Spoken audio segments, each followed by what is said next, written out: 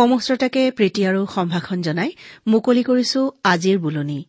শ্ৰোতাসকলে দেওবাৰৰ বুলনিত শুনি আছে নিৰুপমা বৰগোহাঁই ৰচিত উপন্যাস অভিযাত্ৰীৰ ধাৰাবাহিক পাঠ। আজি শুনক ২৭ খণ্ড।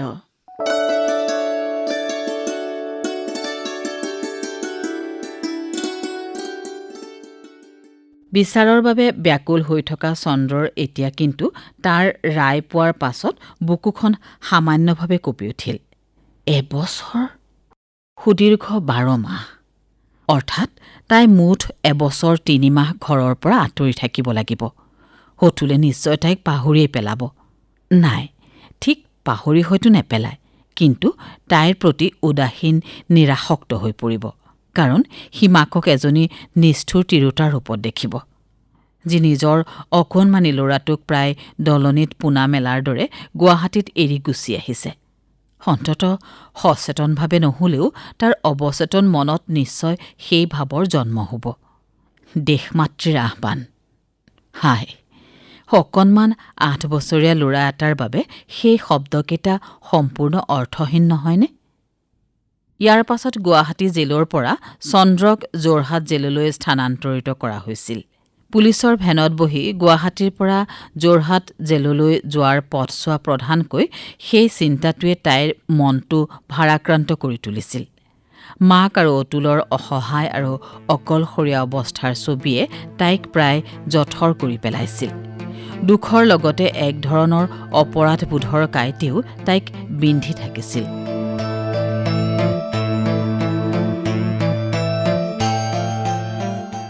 পিছে চন্দ্ৰপ্ৰভাৰ ভাগ্য ভাল যে যোৰহাট জেলত বেছিদিন থাকিব নালাগিছিল। ইতিমধ্যে দেশখনত কিছুমান ঘটনা ঘটিছিল। মহাত্মা গান্ধীয়ে দাণ্ডী অভিযানৰ সময়ত গ্ৰেপ্তাৰ হোৱাৰ পাছত মাত্ৰ কিছুদিন আগতে জেলৰ পৰা মুক্তি পাইছিল। তেওঁ ১৯৩০ চনৰ দ্বিতীয় পৰ্যায়ৰ অসহযোগ আন্দোলনৰ সময়ত পুলিচৰ নানা অত্যাচাৰ আৰু সত্যাগ্ৰহীসকলৰ ওপৰত কৰা অমানুষিক ব্যৱহাৰৰ কথা লৈ বৰলাট লৰ্ড আৰউইনৰ লগত আলোচনা কৰাৰ সিদ্ধান্ত ল'লে। তদুপৰি তেওঁ জেলত থকা সময়ত ভাৰতবাসীৰ ওপৰত আন যিবোৰ অন্যায় অবিচাৰ সমগ্ৰ দেশজুৰি চলিছিল সেই বিষয়েও বৰলাটৰ লগত কথা বতৰা হ'বলৈ তেওঁৰ সহকৰ্মীসকলে অনুৰোধ জনাইছিল। গান্ধীজীয়ে এই মৰ্মে ১৯৩১ চনৰ ১৪ ফেব্ৰুৱাৰীৰ দিনা লৰ্ড আৰউইনৰ লগত দেখা কৰাৰ অনুমতি বিচাৰি চিঠি দিলে। বৰলাটে মহাত্মাক লগ পাবলৈ সন্মত হ'ল আৰু তাৰ পাছত ১৭ ফেব্ৰুৱাৰীৰ পৰা ৪ মাৰ্চলৈ দুয়োৰে ভিতৰত এক দীঘলীয়া আলোচনা চলিল। এই আলোচনাৰ ভিত্তিতে ৫ মাৰ্চৰ দিনা গান্ধী আৰু লৰ্ড আৰউইনৰ মাজত ঐতিহাসিক গান্ধী-আৰউইন চুক্তি স্বাক্ষৰিত হয়। এই চুক্তিৰ ফলতে সকলো জেলবন্দীয়ে মুক্তি পালে আৰু চন্দ্ৰপ্ৰভায়ো যোৰহাট জেলৰ পৰা মুক্তি পাই এবছৰ ৩ মাহৰ সলনি কেৱল ৩ মাহৰ ভিতৰতে ঘৰলৈ উভতি আহি দীঘলীয়া স্বস্তিৰ নিশ্বাস পেলালে। তাইৰ প্ৰাণৰ ধন অতুলে তাইক মনৰ পৰা বিসৰ্জন দিয়া নাই। জেলৰ পৰা ওলায়ো পোনে পোনে তাৰ ওচৰলৈ যোৱা মাকজনীক দেখি সি অভিমানেৰে কেৱল এটা প্ৰশ্ন কৰিছিল, ইমান দিন মাকে তাক কিয় চাবলৈ অহা নাই? অৱশ্যে ইয়াত ডাক্তৰ মহাদেওহঁতৰ ঘৰত সি আদৰ আৰু যত্নৰ মাজতে আছে, অকণমানি অতুলে কৃতজ্ঞতাৰে কৈছিল। চন্দ্ৰপ্ৰভা ঘৰলৈ উভতি অহাৰ সংবাদ চাৰিওফালে ৰাষ্ট্ৰ হোৱাৰ লগে লগে তাইক চাবলৈ গাঁৱৰ মানুহ সিহঁতৰ চোতালত একেবাৰে ঠাহ খাই পৰিল। গাঁৱৰ পাঠশালাখনৰ হেড পণ্ডিতে হাঁহি হাঁহি ক'লে, আমি তোমাক সম্বৰ্ধনা সভা এখন পাতি অভিনন্দন জনাম বুলি ঠিক কৰিছোঁ। দেশৰ সেৱাত জেললৈ গৈ তুমি আমাৰ গাঁৱৰ মুখ উজ্জ্বল কৰিছা। তোমাৰ বাবে আমাৰ এই অখ্যাত অজ্ঞাত দৈশিঙৰি গাঁওখনে অসম বুৰঞ্জীত এক উল্লেখযোগ্য স্থান পাব। ঠাইখনৰ ভূগোলত নাম নাথাকিলেও বুৰঞ্জীত নাম থাকিব আৰু ভূগোলৰ বিখ্যাত স্থানসমূহতকৈও এইটোহে আমাৰ বেছি গৌৰৱৰ কথা হ'ব।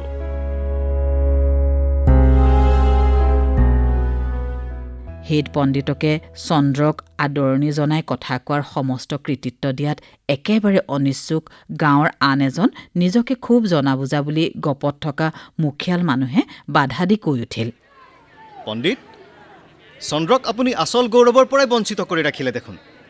আমাৰ দৈ শিঙৰীৰ জীয়ৰী চন্দ্ৰপ্ৰভাই হ'ল স্বাধীনতা ৰণত যোগ দি অসমত প্ৰথম জেল খটা মহিলা। জয় চন্দ্ৰপ্ৰভাৰ জয়, জয় দৈ শিঙৰীৰ জয়।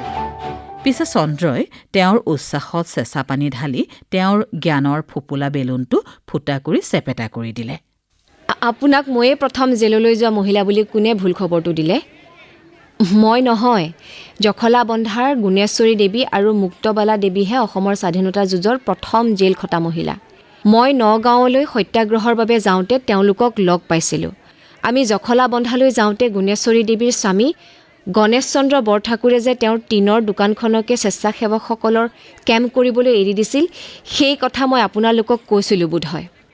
গুণেশ্বৰী দেৱীয়ে তাৰ আগদিনাই আমাৰ মহিলাৰ স্বেচ্ছাসেৱিকাৰ দলত নামভৰ্তি কৰিছিল।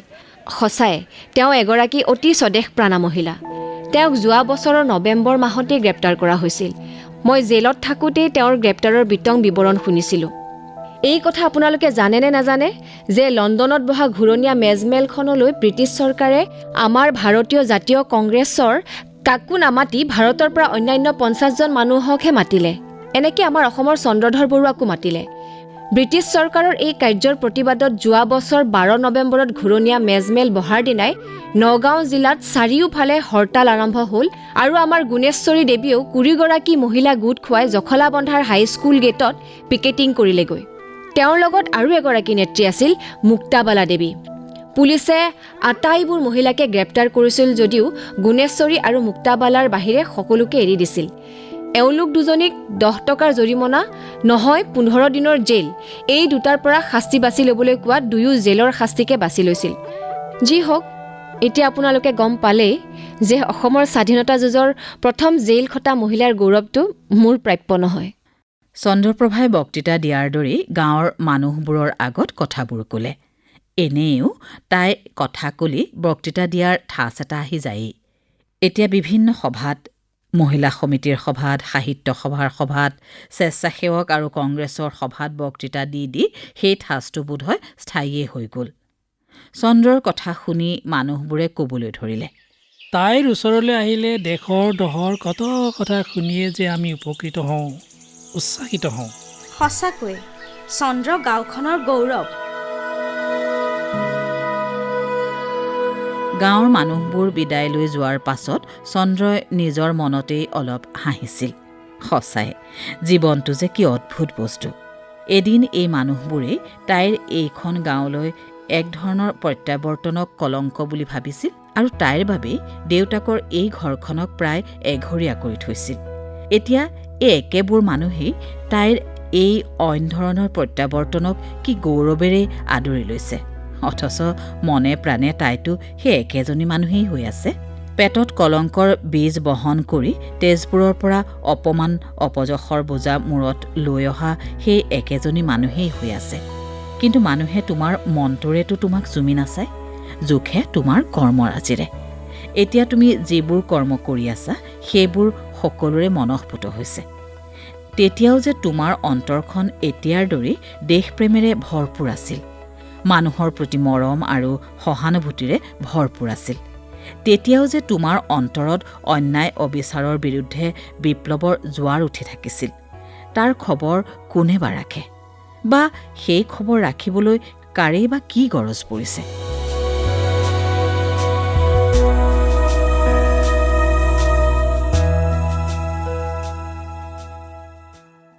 ঘৰলৈ অহাৰ পাছত চন্দ্ৰপ্ৰভাৰ মনত সুখ যেনেকৈ জাগিছিল তেনেকৈ নানা কথাই অশান্তিও কম যোগোৱা নাছিল।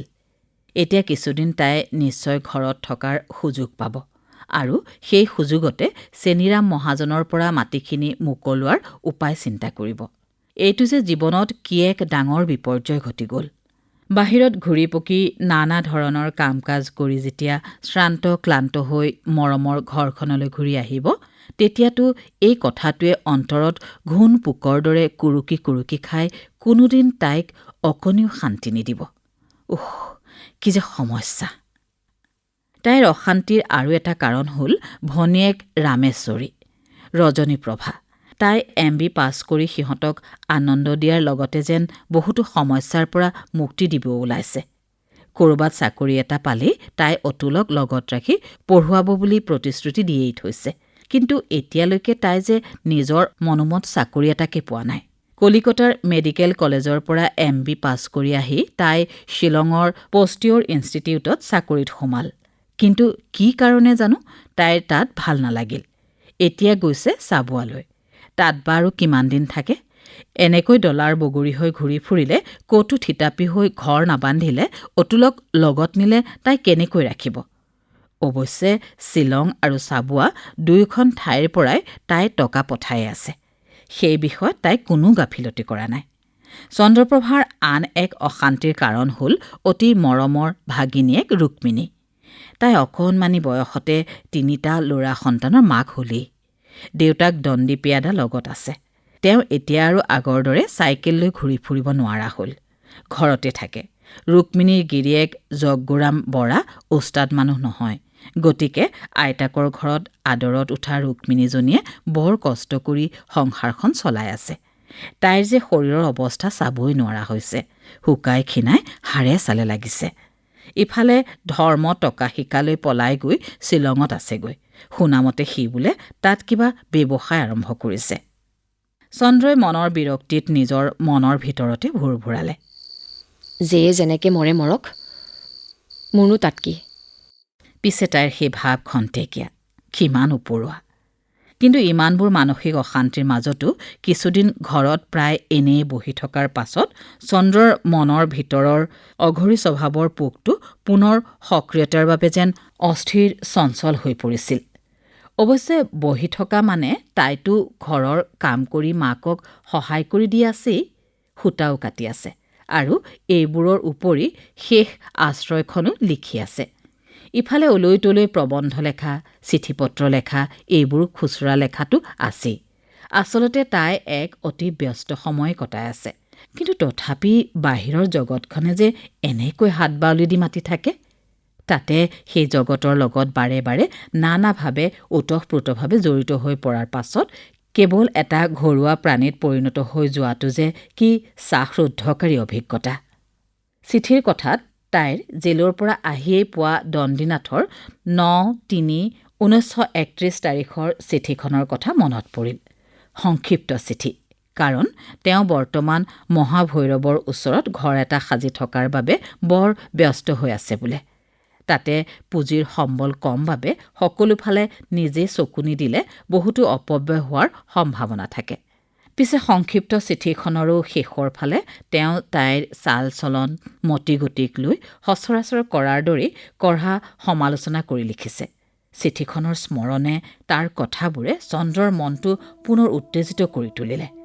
দণ্ডীনাথে লিখিছে, তোমাৰ বৰ্তমান মতিগতি লৈ তুমি কোনো গৃহস্থৰ গৃহিণী হ'বৰ উপযুক্ত বুলি মই নাভাবোঁ। কলিকতীয়া থিয়েটাৰৰ উপযুক্ততা থাকিব পাৰে, কিয়নো ডেকাৰ আহ্বানত লৰি ফুৰাটো আমাৰ দেশৰ কথাকে নকওঁ, 16 স্ত্ৰী স্বাধীনতা আৰু অবাধ প্ৰণয় থকা দেশতো কোনো গৃহস্থই সন্তোষৰে সমৰ্থন কৰিব নোৱাৰে। এই মানুহজনে মোক কাম কাজক লৈ কেতিয়াবা ভুলতো যদি অলপ প্ৰশংসা কৰিলেহেঁতেন। প্ৰশংসা বাৰু নালাগেই। তুমি কিয় সদায় চন্দ্ৰৰ কলংককে দেখি থাকিলা? কিয় সামান্য কিৰণো দেখিবলৈ নাপালা? মোৰ অন্তৰত যেন কোনো দেশপ্ৰেমেই নাই। মই যেন কেৱল ডেকা ল'ৰাৰ আকৰ্ষণতহে এনেকৈ ঘৰ বাৰী এৰি, প্ৰাণৰ অতুলটোক এৰি, দুখুনী আইজনীক এৰি ঘূৰি ফুৰিছোঁ। আৰু হেৰা কঠোৰ হৃদয় বিচাৰক, মই কোনো গৃহস্থৰ গৃহিণী হ'বৰ উপযুক্ত হয়নে নহয় তাৰ প্ৰমাণৰ সুযোগ তুমি মোক দিছিলানে? তুমিয়ে দেখোন মোক তাৰ পৰা চিৰবঞ্চিত কৰি ৰাখি এই অভিযোগৰ সত্য অসত্য প্ৰমাণিত হোৱাৰ মুদা মাৰি থলা। ইয়াৰ পিছত এই সম্পৰ্কে মতামত দিয়াৰ তোমাৰ কি নৈতিক অধিকাৰ আছে হে? সমাজখন পুৰুষসকলৰ দ্বাৰা শাসিত বাবেই তোমালোকে এনে হৃদয়হীন আৰু একপক্ষীয় বিচাৰ কৰাৰ অধিকাৰ লাভ কৰি আহিছা নহয়? ভাবি ভাবি চন্দ্ৰ ক্ৰমে ক্ৰমে আৰু বেছি উত্তেজিত হৈ উঠিছিল। দণ্ডীনাথৰ প্ৰতি অন্তৰত অভিযোগৰ বোজা আৰু বেছি পুঞ্জীভূত হৈ উঠিছিল। গান্ধী আৰউইন চুক্তিৰ পাছত 1931 চনৰ 29 মাৰ্চত কৰাচীত ভাৰতীয় জাতীয় কংগ্ৰেছৰ যি সভা বহিছিল, তালৈ অসমৰ বহুত প্ৰতিনিধিয়ে যোগদান কৰিব গৈছিল।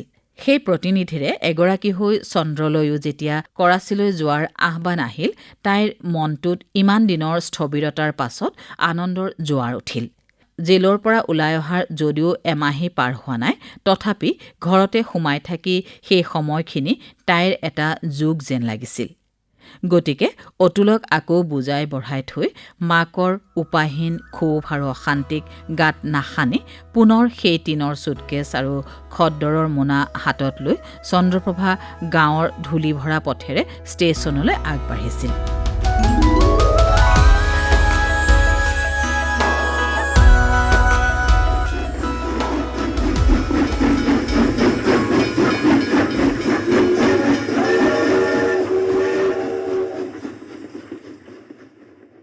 কৰাচীত তাই অসমৰ বহুতো ডাঙৰ ডাঙৰ নেতাক প্ৰথমবাৰৰ বাবে ঘনিষ্ঠভাৱে লগ পাইছিল।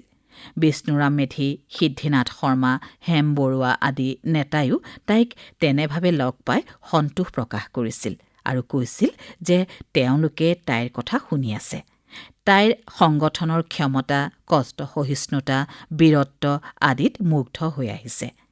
এই ডাঙৰ নেতাসকলৰ তেনে প্ৰশংসা ভৰা কথাত তাইৰ গা 7-8খন কৰিছিল। অৱশ্যে উত্তৰত তাই তেওঁলোকক নম্ৰভাৱে কৈছিল যে তাই দেশমাতৃৰ এগৰাকী সেৱিকাহে মাথোন।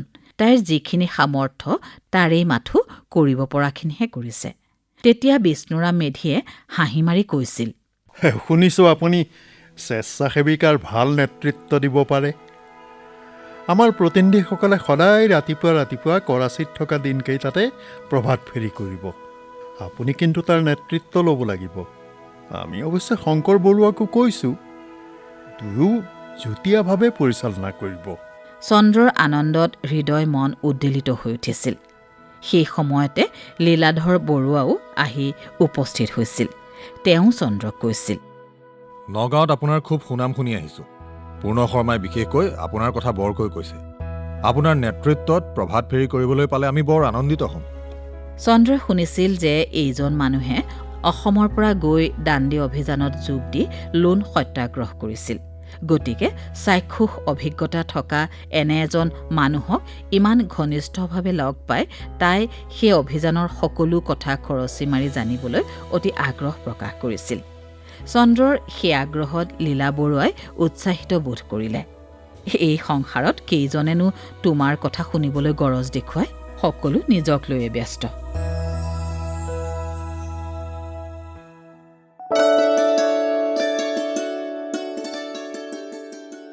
ইমান পৰে শ্ৰোতাসকলে নিৰুপমা বৰগোহাঁই ৰচিত উপন্যাস অভিযাত্ৰীৰ ধাৰাবাহিক পাঠৰ দ্বি-সত্তৰিংশ খণ্ডটি শুনিলে। পাঠ আগবঢ়ালে জলি ভট্টাচাৰ্যই। বিভিন্ন চৰিত্ৰত অংশগ্ৰহণ কৰিলে চন্দ্ৰপ্ৰিয়া, প্ৰণামী বৰা, হেড পণ্ডিত, ৰূপজ্যোতি বৰুৱা, দণ্ডীনাথ কলিতা, সাৰংগপাণী ভূঞা, বিষ্ণুৰাম মেধি, অৱনী বৰা, লীলাধৰ বৰুৱা, ঝুনা কংকন ভূঞা আৰু অন্যান্য চৰিত্ৰত ক্ৰমে ভাস্বতী কলিতা, অজয় বৰা আৰু ভাস্কৰজ্যোতি আচাৰ্য। সংগীত মনদীপ আৰু মনমিত মহন্তৰ। জলি ভট্টাচাৰ্যৰ সহযোগত অনুষ্ঠানটিৰ প্ৰযোজনা শ্যামলেন্দু দাসৰ। উপন্যাসখনিৰ ধাৰাবাহিক পাঠৰ পৰৱৰ্তী খণ্ডটি শুনিবলৈ পাব অহা সপ্তাহৰ এই একেটা বাৰৰ এই একে সময়তে। শ্ৰোতাসকল, এতিয়া শুনক দীপালী বৰঠাকুৰৰ কণ্ঠৰ আধুনিক গীত।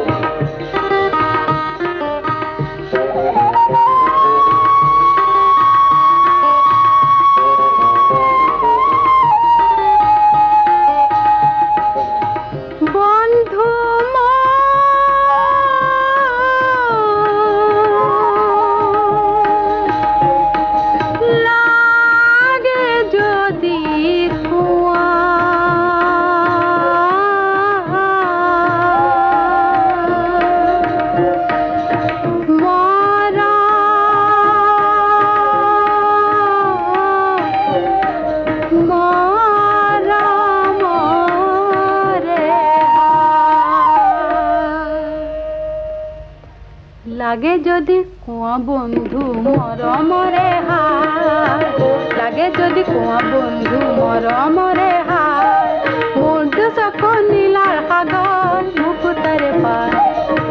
লাগে যদি কোয়া বন্ধু মরমরে হার, লাগে যদি কোয়া বন্ধু মরমরে হার।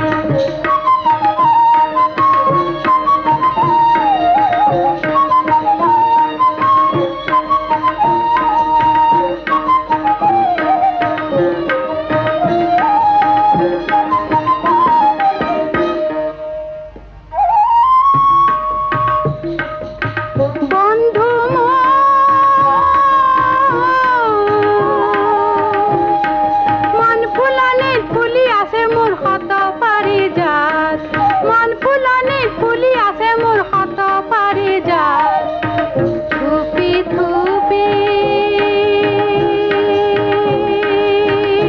গুঠি দিব পাৰো ফুলৰে দেহাৰ লাগে যদি কোৱা বন্ধু মৰমৰে হাত লাগে যদি কোৱা বন্ধু মৰমৰে হাত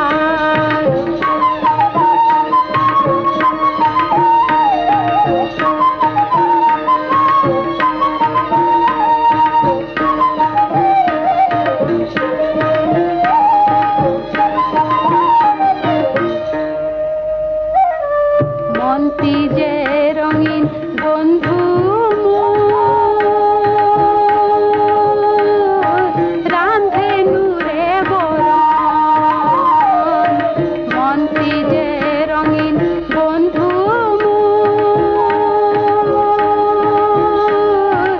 লাগে যদি কোৱা বন্ধু মৰমৰে হাত লাগে যদি কোৱা বন্ধু মৰমৰে হাত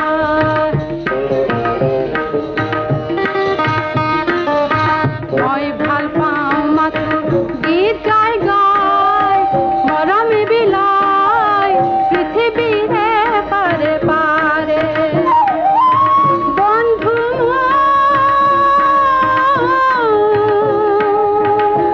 কুমলীয়া মন পক্ষী মোৰ সেই উৰানিয়া কুমলীয়া মন পক্ষী মোৰ সেই উৰানিয়া অতৰঙে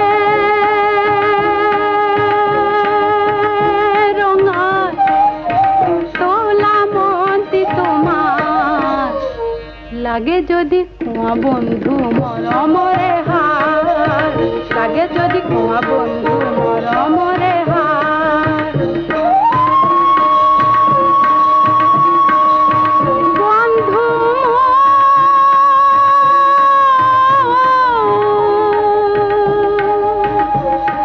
লাগে যদি কোৱা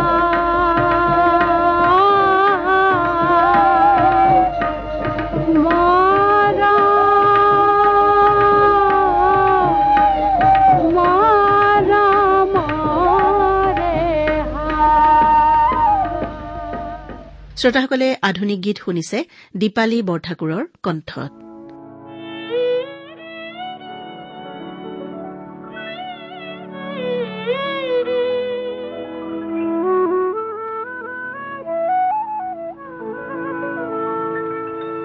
জোন ধানে জোনালিতে তৰাবতী চাই হাতী পতি চিকিমিকি নাচি নাচি যায় জোনে কয় তৰাবতীক মোৰ ফালে চাই ৰূপোৱালীৰ হাতানি তৰাই থাকে গায় চকুত লাগিল মোহানি তৰা চকুত লাগিল মোহানি টিপি টিপি চানি তৰা টিপি টিপি চানি জোন ধানৰ বুকৰ কাষত ললে আহি ঠাই হাতী পতি চিকিমিকি নাচি নাচি যায়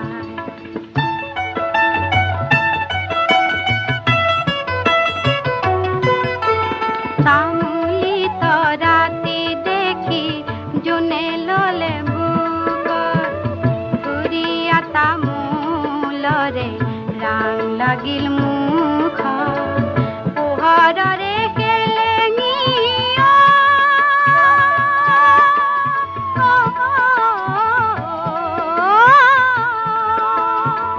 পোহৰৰে কেলেঙি তৰা পোহৰৰে কেলেঙি লাগি তৰা ভেলেঙি তৰা লাগি তৰা ভেলেঙি নিজম ৰাতি অকল সৰে জোনক দেখা পাই হাতী পতি চিকিমিকি নাচি নাচি যায়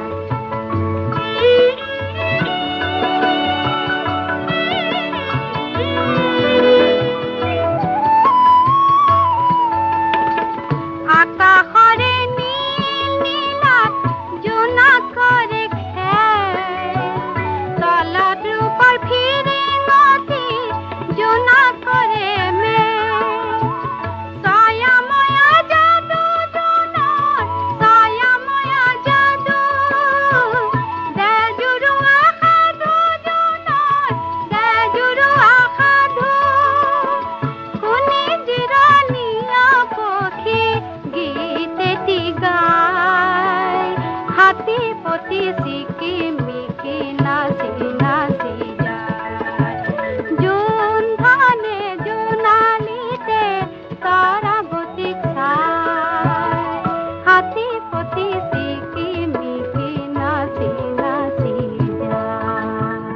দীপালী বৰঠাকুৰৰ কণ্ঠৰ গীতেৰেই আজিৰ বুলনি ইমানতে সামৰিছো।